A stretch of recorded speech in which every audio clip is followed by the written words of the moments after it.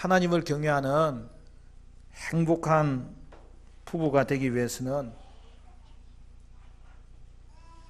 이기심을 잘 조절하고 다스려야 되는 거예요. 오늘 부부주의를 맞이하여서 우리가 함께 살펴보기를 원하는 주제는 바로 이 이기심에 대한 거예요.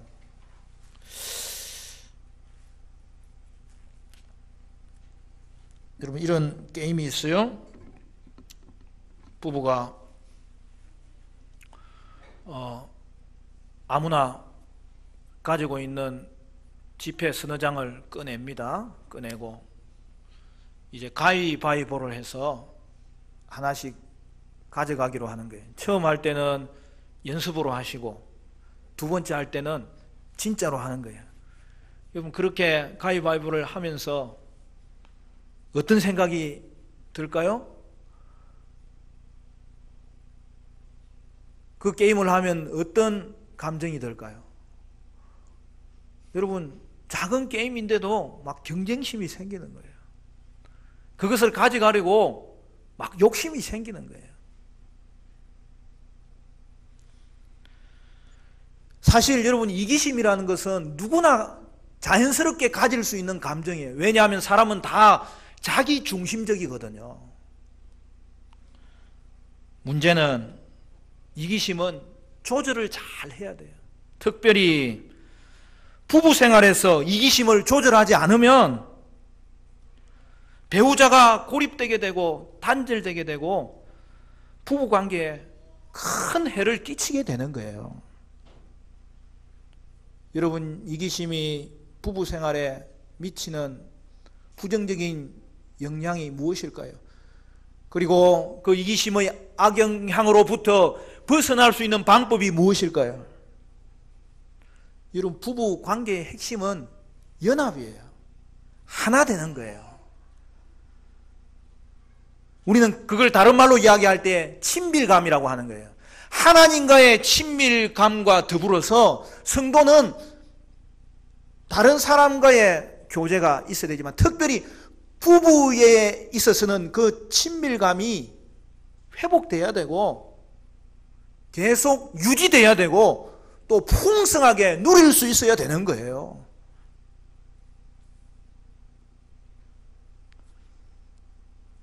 여러분, 연애 기간이나 신혼 초에는 많은 부부가 이 낭만적이고 감성적인 이 친밀감을 자주 경험합니다. 그러나 시간이 지나면서 그게 점점 약해지는 거예요. 거리가 좀 생기는 거예요. 여러분, 왜 그런 일이 일어날까요? 여러분, 남자들은 연애할 때 보면 참 잘해요. 겉으로 잘하는데 속으면 안 돼. 청년들 알겠지? 왜 잘하는 거예요? 결혼하려고. 그거보다 더 잘할 수가 없어요. 그런데 결혼한 후에는, 신혼기간이 지난 이후에는 어떻게 되는 겁니까? 점점 배우자가 삶의 우선순위에서 밀려나는 걸 볼 수 있어요. 자신의 직장이 우선되고 자신의 계획이 우선되고 자신의 꿈이 우선이 됩니다. 여자도 마찬가지예요. 배우자를 배려하고 섬겨야 되는데 점점 다른 사람과 비교하게 된다고요. 여러분, 데이트할 때 어땠는지 한번 생각해 보세요.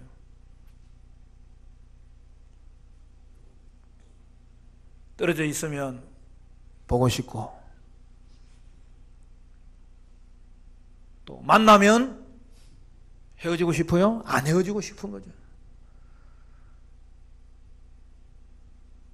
만나면 떨어질 시간이 아쉬운 거죠. 그래서 어떻게 합니까? 이제 떨어질 시간이 되면은 집에 가는 시간이라도 함께 지내려고 꼭 바래다 주잖아요.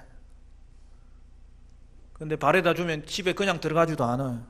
동네를 얼마나 뺑바퀴 도는지, 한 바퀴 돌고 두 바퀴 돌고 세 바퀴 돌고, 그리고 시간이 되면 집으로 돌아가는데 집에 가서도 또 보고 싶고. 여러분, 아무도 연애 안 해본 것처럼 왜 저만 쳐다보고 있어요? 나만 그렇게 한 거야? 공감이 가면 끄덕끄덕 하셔야지. 여러분, 부부는 서로 사랑하는 관계를 말하는 거예요. 그래서 서로가 서로에게 목적이 되는 거예요. 서로가 서로에게 목표가 되는 거예요. 그러므로 사랑은요, 자신에 대한 관심 이전에 상대에 대한 관심이 우선되어야 되는 거예요. 따라서 부부는 결혼 생활이 깊어질수록 서로를 위하는 자가 되고, 서로를 세워주는 자가 되고, 서로가 잘 되도록 응원하는 자가 되는 거예요. 여러분, 성도는 먼저 부부관계가 좋아야 돼. 그게 신앙이 좋은 거예요. 다른 어떤 관계보다도 부부관계가 우선이 되어야 돼요. 죄송한 말씀이지만 어떤 분은 너무 기도한다고 밤마다 교회 와서 철야를 하는데, 그거는 하나님이 음성을 들려주시는데 집에 가서 자라, 그걸 외면하는 거죠. 어떤 목사님은 보니까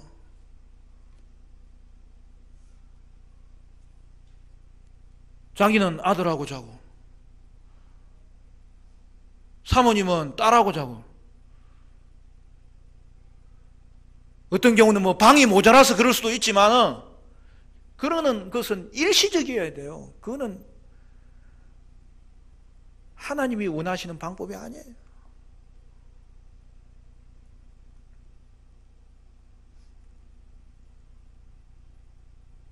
사모님, 내가 옆에 못 앉아주더라도 저하고 자꾸 눈을 맞추셔야 돼.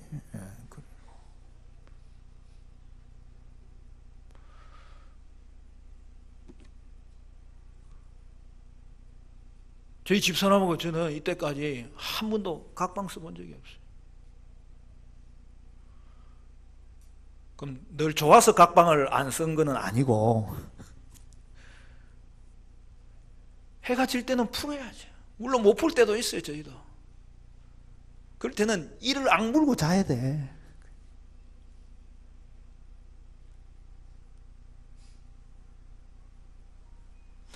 부부관계는요, 다른 어떤 관계보다도 우선이 돼. 직장과의 관계보다도 우선돼야 되고, 친구와의 관계보다도 우선돼야 되고, 다른 가족과의 관계보다도, 자녀와의 관계보다도 우선이 돼야 돼요.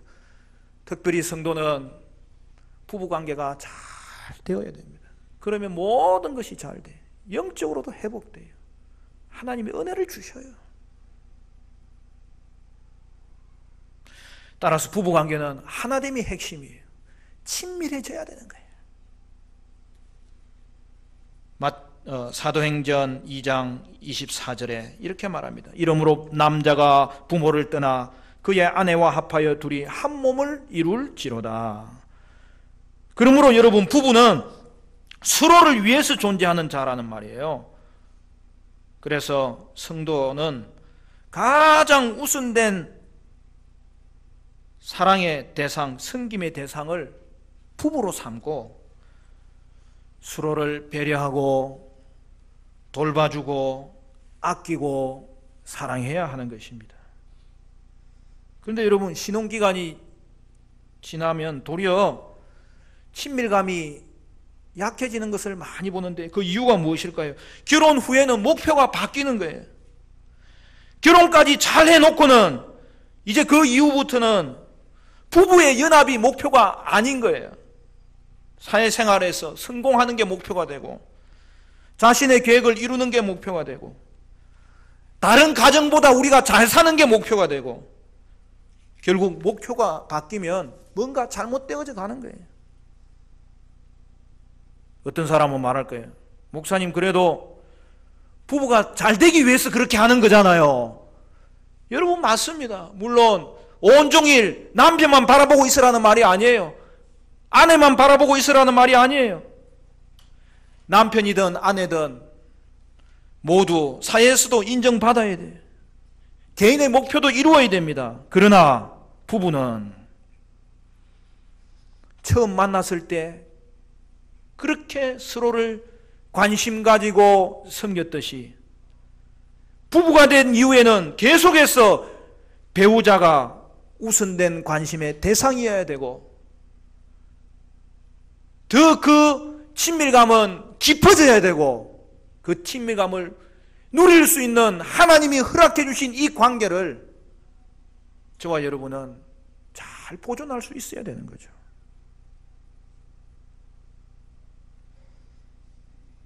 그러므로 주 안에서 부부된 사랑하는 성도 여러분, 여러분은 결혼하기 전보다 부부에게 더 잘하시고 더 사랑하시고 자기를 위하기보다 배우자를 위하여 존중하시고 배려하시고 아끼고 섬기시고 돌봐주는 그런 은혜가 있게 되시기를 간절히 바랍니다. 그리하여 크리스찬 부부는 시간이 갈수록 친밀감이 깊어져야 되는데 그 친밀감을 결코 잃어버려서는 안 되는 거예요. 그런데 왜 많은 부부가 결혼 생활에서 이 친밀감이 쉽게 사라지는 것일까요? 이유는 단 하나예요. 자기 방식으로 사랑하기 때문이죠. 여러분, 그건 진정한 사랑이 아니에요. 자기 중심의 사랑을 하기 때문이죠. 배우자는 배제하고 그것은 단지 자신을 사랑하는 그런 것밖에 되지 않는 것입니다. 하나님이 부부를 짝지어 주신 것은 서로에게 돕는 배필이 되라고 한 거예요. 여러분, 돕는 배필이 뭡니까? 그거는 쉽게 말하면 상대방의 필요를 채워주는 게 돕는 배필이에요. 서로를 채워줌으로 말미암아서 서로를 하나님이 붙여주시고 하나 되게 하신 거죠. 여러분, 서로를 채워주면서 하나가 되는 것, 그게 부부 생활의 원리인 것입니다. 그러므로 돕는 배필은 배우자를 위하여 자기 자신을 배우자에게 맞춰가는 것, 그것이 결혼 생활인 거죠. 여러분, 결혼 생활은요 계속 배워야 돼. 배우지 않으면 자연스럽게 이루어지는 부부 생활은 없어요. 그냥 사랑하니까 이루어진다고요? 속지 마십시오. 부부 생활은 계속 가꿔야 돼. 상대방을 배워가야 돼. 평생 배워가면 평생 섬길 수 있고 평생 훈련되면 그 사랑이 아름다운 열매를 맺게 되는 거예요. 오늘 실수했으면 배우면 돼요. 오늘 관계가 조금 소원해졌으면 다시 배워야 되는 거죠. 노력해야 되는 거죠. 훈련해야 되는 거죠. 여러분, 부부관계는 정원과 같아요. 여러분, 정원은 내버려 두면 아름답게 되는 것은 결코 없어요. 가꾸어야 되는 거예요. 오늘 가꾸지 않는 부부 생활이 얼마나 많은 가정에 폐해를 주고 영향을 부정적으로 미치는지 여러분 자신이 확인하고 주의를 통해서 확인하지 않습니까? 여러분, 건물도 잘 가꾸면 도리어 새 건물이 돼요. 콘크리트도 자꾸 가꾸면 더 단단해지는 거예요. 오늘 저와 여러분의 부부 생활 가운데 하나님이 짝지어준 귀한 존재를 내가 돕는 배필로 하나님께서 세워주셨사오니 내가 먼저 맞춰주고 내가 먼저 배워가는 가운데 부부의 생활이라는 이 아름다운 정원이 아름답게 가꿔지고 열매 맺고 그 안에서 풍성함을 누리게 될 터인데 우리 화정충현교회 모든 부부된 자들은 그리고 우리 화정추인교회 모든 성도들의 자녀들의 부부의 삶에는, 우리 화정추인교회 모든 부모들의 부부의 삶에는 그런 아름다운 정은을 가꾸는 놀라운 은혜가 있게 되시기를 간절히 소원합니다. 배우지 않으면 안 돼요. 이사야 53장 6절 말씀에 이렇게 되어 있습니다. 우리는 다 양 같아서 그릇 행하여 각기 제 길로 갔거늘 여호와께서는 우리 모두의 죄악을 그에게 담당시키셨도다. 우리는 가만두면은 그냥 각기 제 길로 가는 자들이에요. 그러므로 부부는 서로의 필요를 채워주고 계속 맞춰가도록 노력하는 거예요. 근데 한꺼번에 되는 거 아닙니다. 하나씩 바꿔가는 거예요. 하나가 바뀌면 감사하셔야죠. 그리고 나머지는 또 하나씩 맞춰가는 과정 속에서 놀라운 은혜를 발견하게 되는 거죠. 여러분, 하루아침에 한목에 다 변화시키려고 결코 생각하지 마시고, 여러분 꿈도 꾸지 마세요. 하나가 맞춰지면 거기에서 아름다운 열매가 맺혀지는 거예요.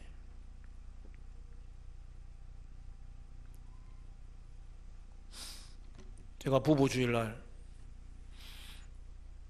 또 한 번씩 제가 안 좋은 소식을 전해 듣게 되는데 꼭 예배 시간에 은혜 잘 받고 가가지고 집에 가서는 왜 당신이 안 맞추냐고, 여러분 그렇게 하면 안 됩니다. 그래서 오늘도 은혜 받고 누가 맞춰야 되는 거예요? 내가 맞춰야 돼요. 내가 먼저 상대방을 돕는 배필로 하나님이 정해주셨으니까 내가 거기에 맞춰가면서 아름다운 정언을 가꿔야 되는 거예요. 어떤 분은 목사님, 배우자를 위해서 이제 마음 먹고 배려하고 마음 먹고 섬기려고 딱 하는 순간 얼굴을 보니까 열불이 나서 그냥 못하겠습니다. 왜 그렇게 되는 거예요? 자꾸 단점이 생각나니까 그런 거예요. 여러분 그렇게 하면 안 돼요. 부부관계는 좋은 점을 보고 맞추는 거예요. 여러분 단점은 그냥 인정해 주세요. 그리고 기다려 주세요. 단점은 자기가 알고 고쳐야 진짜 고쳐지지, 여러분 그것을 지적한다고 절대 고쳐지지 않습니다. 대신에 부부가 서로를 섬길 때에는 장점을 보세요. 장점만 보고 맞추면 얼마든지 할 수 있어요. 장점을 세워보면 얼마나 많은지 몰라요. 그래서 말을 할 때도 장점을 9가지 말하고 혹시 근면할 것이 있으면 하나 정도 근면하십시오. 근면할 때도 먼저 상대방을 인정하고 근면하셔야 됩니다. 그래서 하나가 바뀌면 또 감사하고 또 다른 것은 계속 배워가면서 훈련하면서 쌓아나가야 되는 것입니다.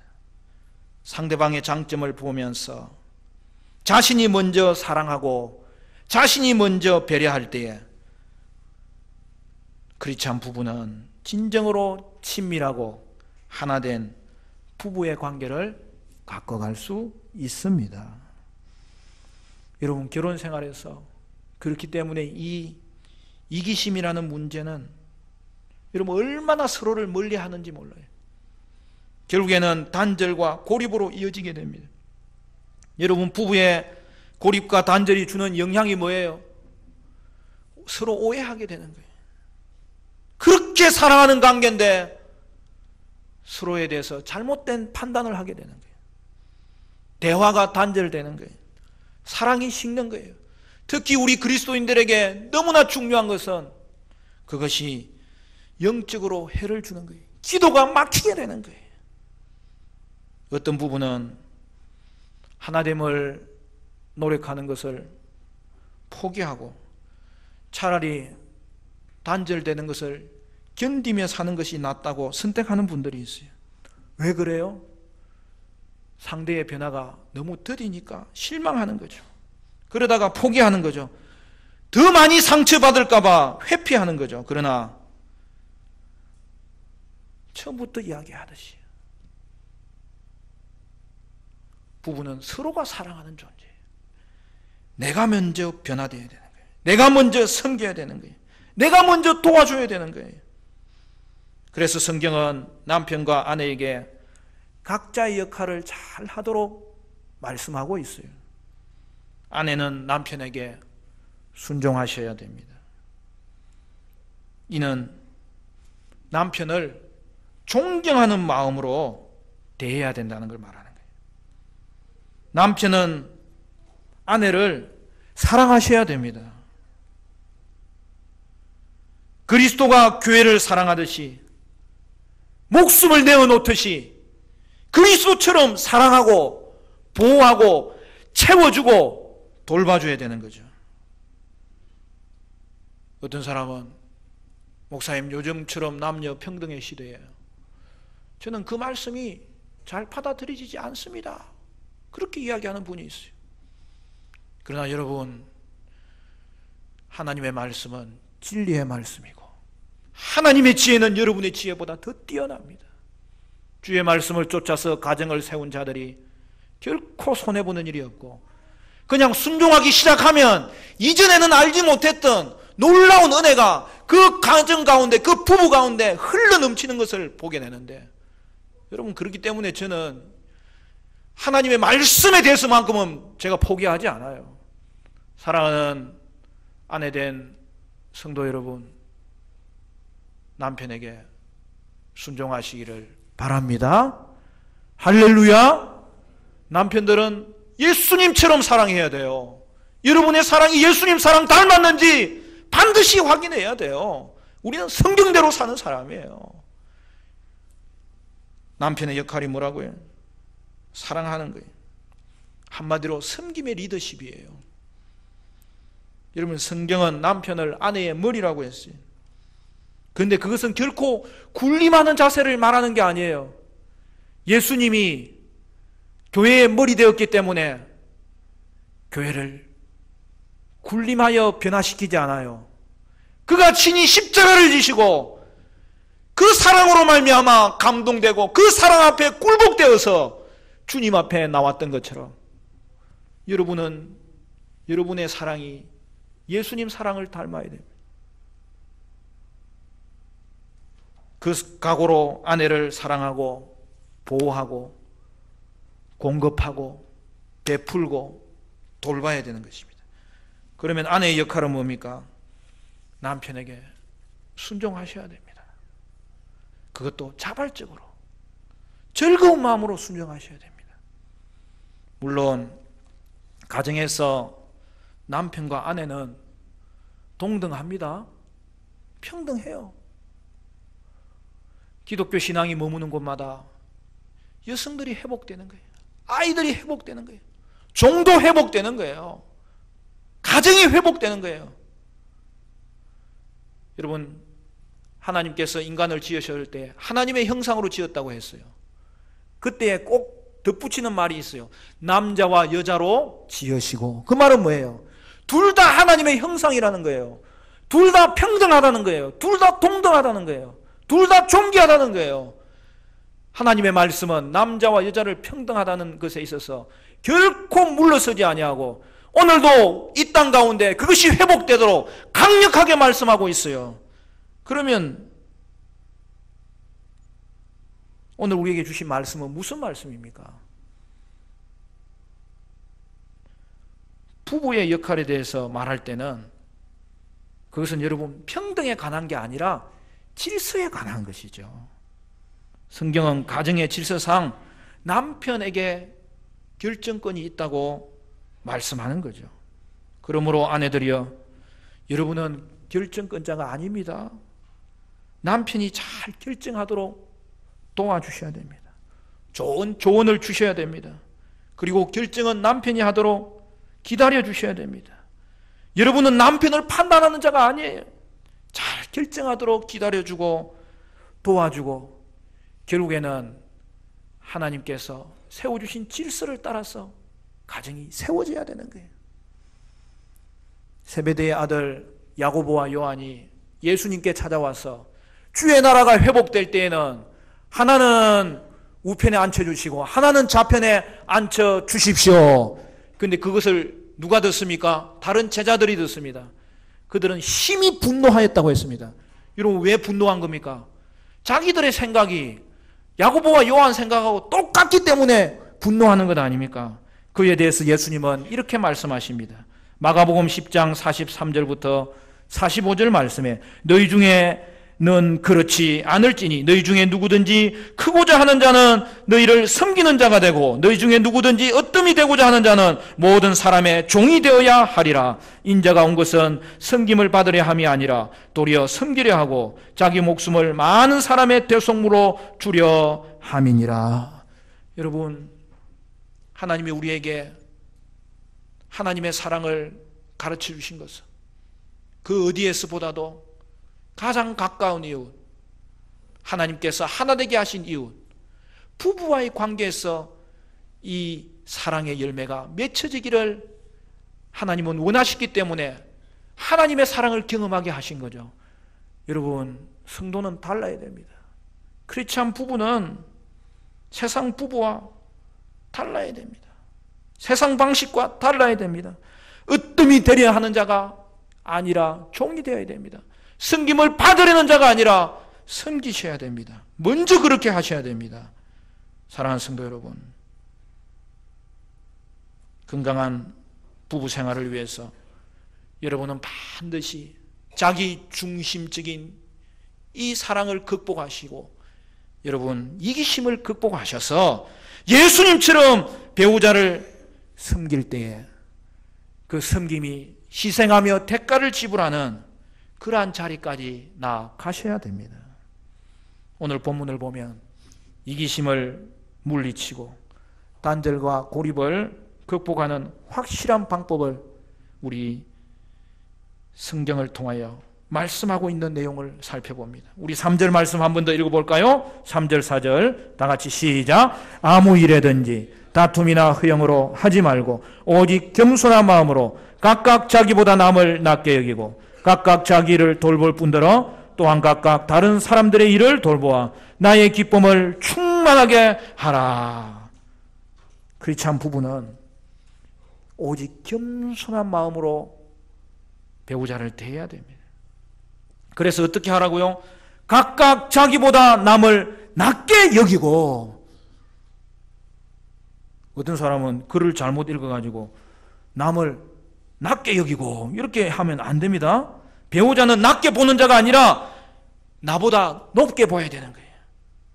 이것이 부부 사랑의 비결이에요. 더 낮게 보라는 말은 뭐예요?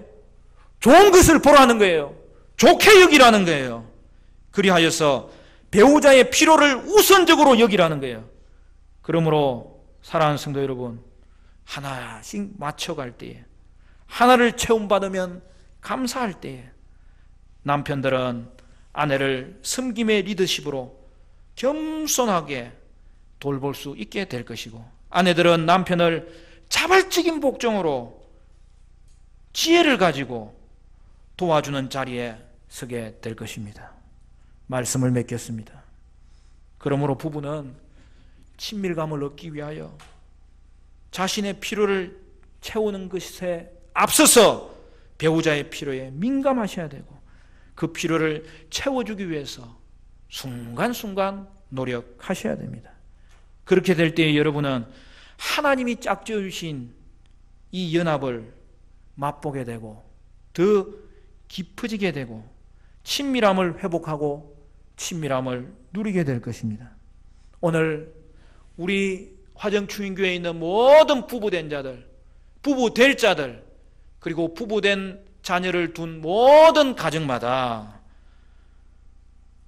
배우자를 가장 우선된 관심의 대상으로, 사랑의 대상으로 삼으시고 겸손하게 자신은 낮추고 상대를 존귀하게 여겨 서로의 필요를 채워주므로 하나님이 허락하신 부부의 하나됨과 친밀함이 풍성케 되는 은혜가 있게 되시기를 주님의 이름으로 간절히 축원합니다. 축원합니다.